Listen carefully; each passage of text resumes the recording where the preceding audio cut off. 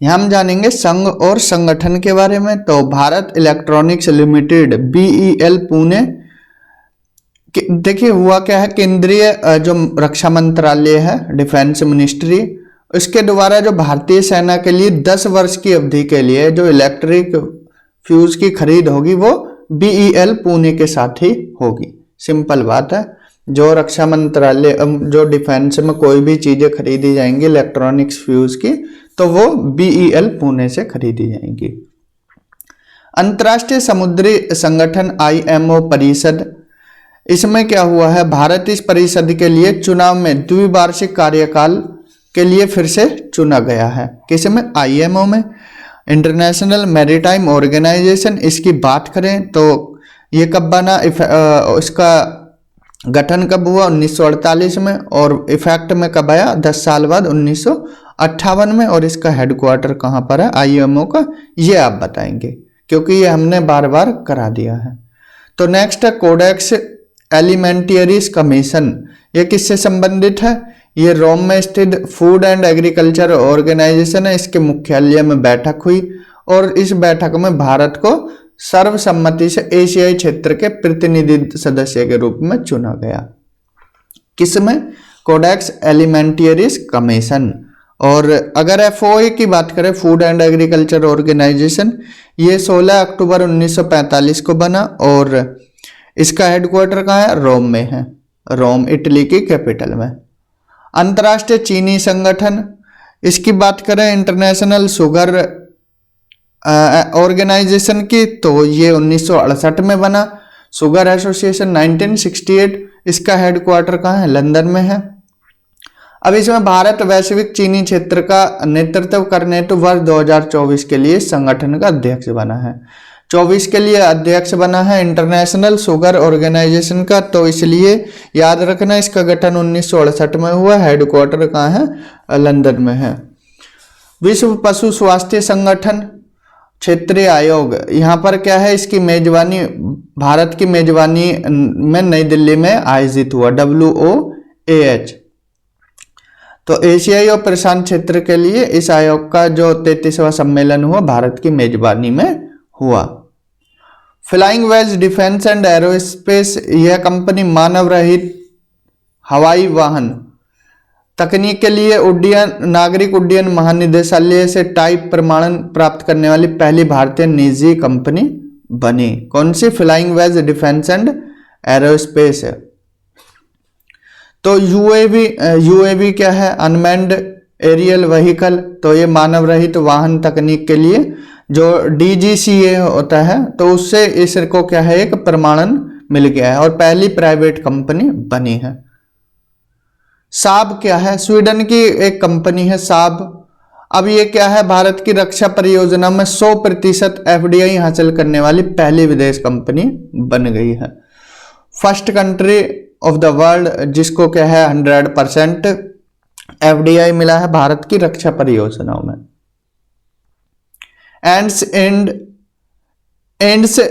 And ये bank जो है, ये भारतीय रिजर्व बैंक द्वारा जो शुरू किया गया है अकाउंट एग्रीगेटर फ्रेमवर्क, इसके तहत FIP के रूप में सक्रिय होने वाला पहला बैंक बना है। कौन?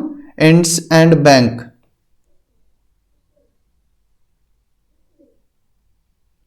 अंतरराष्ट्रीय प्रतिस्पर्धा नेटवर्क CCI, ये इस नेटवर्क के 18 सदस्यीय संचालन समूह का सदस्य कौन बना है? भारतीय प्रतिस्पर्धा आयोग। किसका? ICN का CCI बना है। ठीक है। सबेर बैंक, ये बैंक श्रेणी 1 विदेशी पोर्टफोलियो FPI जो है उसके लाइसेंस के लिए FPI निवेश के रूप में भारतीय प्रतिभूति और विनिमय बोर्ड SEBI के साथ पंजीकरण कराने वाला पहला रूसी बैंक बना है। तो सीधी सी बात है, जो SEBI है उसमें जो FPI लाइसेंस होता है उसमें पहला बैंक बन गया, पहला रूसी बैंक जिसने क्या पंजीकरण कराया है, सबेर बैंक ने।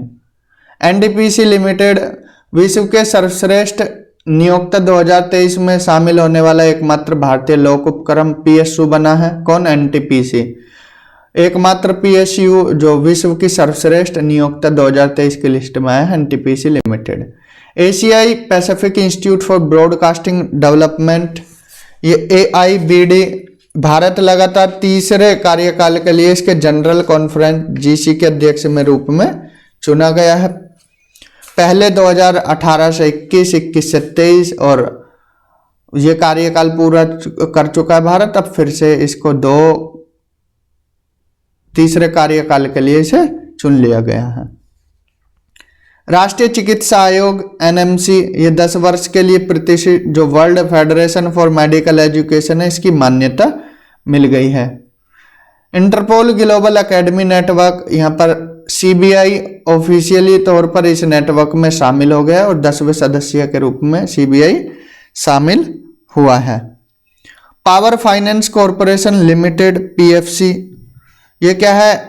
विद्युत मंत्रालय के तहत ये महारत्न केंद्रीय सार्वजनिक क्षेत्र उपक्रम एशियाई ट्रांजिशन फाइनेंस स्टडी ग्रुप में शामिल होना भारत का पहला सदस्य बना है। जो PFC है वो क्या है? एक महारत्न है। अब एशियाई ट्रांजिशन फाइनेंस स्टडी ग्रुप में शामिल होने वाला भारत का पहला सदस्य बन गया। तेल और प्राकृतिक गैस निगम ONGC बोल सकते हैं, oil and natural gas limited, ये क्या है? जो मैसर्स इंसर्ट है USA द्वारा रिश्वत विरोधी प्रबंधन प्रणाली है, उसको प्रमाणित होने वाला भारत का पहला केंद्रीय सार्वजनिक क्षेत्र उद्यम CPI बना है। कौन? ONGC, CPSI बन गया। HDFC बैंक, ये क्यों चर्चा में रहा? इसने क्या है? जो मूल company housing development finance corporation है HDFC लिमिटेड के साथ रिवर्स विलय के साथ यह बैंक 154 बिलियन अमेरिकी डॉलर के साथ MCAP को पार कर गया है और विश्व का 7वां सबसे बड़ा ऋणदाता बन गया है। कौन? HDFC bank. Central cottage industries corporation of India limited CCIC, ये क्या है? सार्वजनिक क्षेत्र का उपक्रम डिजिटल कॉमर्स के लिए ओपन नेटवर्क में शामिल हो गया है ONDC में। कौन? CCIC, याद रखना है, सिंपल बस। नेक्स्ट है ग्लोबल क्रॉसिंग रेस्पॉन्स ग्रुप, ये विदेश मंत्रालय द्वारा भारत के इस ग्रुप में चैंपियंस ग्रुप में शामिल होने की डिक्लेरेशन हुई है। ग्लोबल क्राइसिस रेस्पॉन्स ग्रुप, इसमें क्या है? विदेश मंत्रालय द्वारा भारत के इस ग्रुप में चैंपियंस ग्रुप में शामिल होने की डिक्लेरेशन हो गई है। संयुक्त राष्ट्रीय शैक्षिक वैज्ञानिक और सांस्कृतिक संगठन यूनेस्को, तो संयुक्त राष्ट्र के इस घटक निकाय के गवर्निंग बॉडी द्वारा संयुक्त राज्य अमेरिका को मतलब यूनेस्को में फिर से शामिल हो गया USA। इतना टफ लिखते हैं, सिंपल लिख सकते थे कि अमेरिका क्या है? शामिल हो गया है यूनेस्को में, खत्म कहानी। इतना लंबा लिखा है। Nehru memorial museum and library society, इसकी जो ये सोसाइटी है इसकी विशेष बैठक को नाम बदलने का निर्णय लिया है।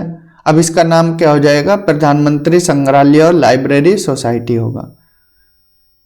ब्रांड फाइनेंस इंडिया 100 2023 रिपोर्ट जारी की गई। 5 सबसे मूल्यवान ब्रांड भारत के Tata, Infosys, Bharatiya Jeevan Bima Nigam, Airtel and Reliance Industries Limited, ये क्या है? 5 मूल्यवान ब्रांड है भारत के। अखिल भारतीय आयुर्विज्ञान संस्थान एम्स नागपुर, महाराष्ट्र में क्या है? ये अस्पताल है एम्स नागपुर। यह अस्पताल क्या है? अस्पतालों और सेवा प्रदाताओं के लिए राष्ट्रीय प्रत्यायन बोर्ड द्वारा मान्यता प्राप्त करने वाला पहला एम्स बना है।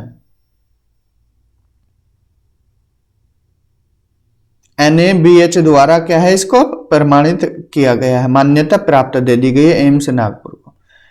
केंद्रीकृत प्रयोगशाला नेटवर्क CLMN टीकों के प्रशिक्षण के लिए भारत इस नेटवर्क में शामिल हो गया है। JSW लिमिटेड स्टील लिमिटेड, इस ग्रुप की कंपनी ऑटोमोटिव स्टील उत्पादकों के लिए ग्रीन प्रो इको लेवल प्राप्त करने वाली पहली निर्माण बनी है। और एयर विस्तारा, ये एयरलाइन सस्टेनेबल एविएशन फ्यूल का इस्तेमाल करने वाली वाणिज्यिक घरेलू उड़ान संचालित करने वाली पहली भारतीय एयरलाइन बनी है एयर विस्तारा, जिसमें क्या सस्टेनेबल एविएशन फ्यूल का इस्तेमाल किया जाएगा। ठीक है।